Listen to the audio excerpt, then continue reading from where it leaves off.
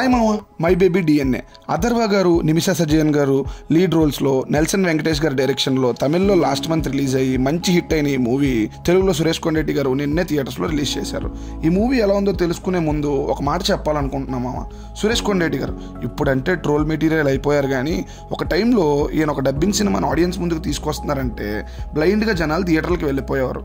Premisthe, journey, love in shopping mall, Renigunta లాంటి ఎన్నో movies ఆయన టేస్ట్ని తెలియజేస్తాయి. ఈ మూవీ కూడా ఆయన బ్రాండ్ ఉన్నది అన్న ఒకే ఒక్క రీజన్తో వెంటనే చూశాను మామ. సినిమా చూసాక నాకు నచ్చింది మామ. ఒక సినిమాలో అన్ని పర్ఫెక్ట్గా కుదిరితే ఎలా అయితే ఆ మూవీని చూస్తూ ఉండిపోవాలనిపిస్తుందో అలాంటిదే ఈ మూవీ కూడా. ముందుగా స్టోరీలోకి వెళ్తే, ఆనంద్ తన లవ్ ఫెయిల్ అయ్యాడనే బాధలో డిప్రెషన్లోకి వెళ్ళిపోయి డ్రింక్ అడిక్ట్ అయిపోతాడు. అతన్ని ఎలా అయినా మార్చాలి అని ఆనంద్ వాళ్ళ పేరెంట్స్ దివ్యకి ఇచ్చి పెళ్లి చేస్తారు. వాళ్ళిద్దరూ హ్యాపీగా లైఫ్ని లీడ్ చేస్తూ ఒక బిడ్డకి జన్మనిస్తారు. ఆ బిడ్డ మారిపోయాడని తెలుస్తుంది.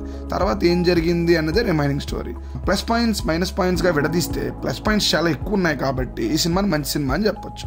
Main plus point Telugu dubbing quality మామ. అసలు డబ్బింగ్ సినిమా చూస్తున్నాం అనే ఫీలే లేకుండా చాలా బాగా డబ్ చేశారు. హీరోయిన్ నిమిషా సజయన్ గారి యాక్టింగ్, ఆ క్యారెక్టర్లో ఇన్వాల్వ్ అయిపోయారని చెప్పొచ్చు. అందరినీ డామినేట్ చేశారు ఉన్నంత వరకు. మిగతా వాళ్ళు కూడా చాలా బాగా యాక్ట్ చేశారు. ఇక స్క్రీన్ ప్లే, ఈ సినిమాకి మెయిన్ ప్లస్ పాయింట్ ఇదే. ఏ మూవీకి అయినా మొదట ముడివేసి తర్వాత ఒక్కొక్కటిగా రివీల్ చేసుకుంటూ రావాలి. ఇందులో అది పర్ఫెక్ట్గా కుదిరింది. ఇక టెక్నికల్గా మాట్లాడుకుంటే మంచిగా ఉంది మామ.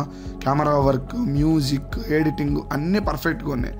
ఇంతమంది స్టార్స్ ఉన్నప్పుడు ప్రొడక్షన్ వాల్యూస్ కూడా ఆ రేంజ్లోనే ఉంటాయి. డైరెక్టర్ గారు 100% సక్సెస్ అయ్యారని చెప్పొచ్చు.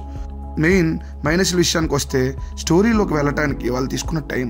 స్టార్టింగ్లో చిన్న హింట్ ఇచ్చేశాక మళ్ళీ క్యూరియాసిటీ సినిమా స్టార్ట్ అయిన 40 నిమిషాల తర్వాత ఉంటుంది. సో అప్పటి వరకు కొంచెం ల్యాగ్ ఫీల్ ఉంటుంది. అండ్ సెకండ్ హాఫ్లో కూడా దొరికేశారు, ఇక్కడితో సినిమా అయిపోవచ్చు అనుకున్నప్పుడు అనవసరంగా పెంచారేమో అనిపిస్తుంది. అంతే గైస్, ఓవరాల్గా నాకైతే సినిమా బాగా నచ్చింది. చూసే వాళ్ళందరికీ కూడా నచ్చుతుందని నమ్ముతున్నాను. ఈ వీకెండ్ హ్యాపీగా ఫ్యామిలీతో చూసేయండి. హ్యాపీయెస్ట్ న్యూస్ ఏంటంటే థియేటర్స్తో పాటు ఓటీటీలో కూడా అవైలబిలిటీలో ఉంది. సో ఇమీడియట్గా చూసేయండి మామ.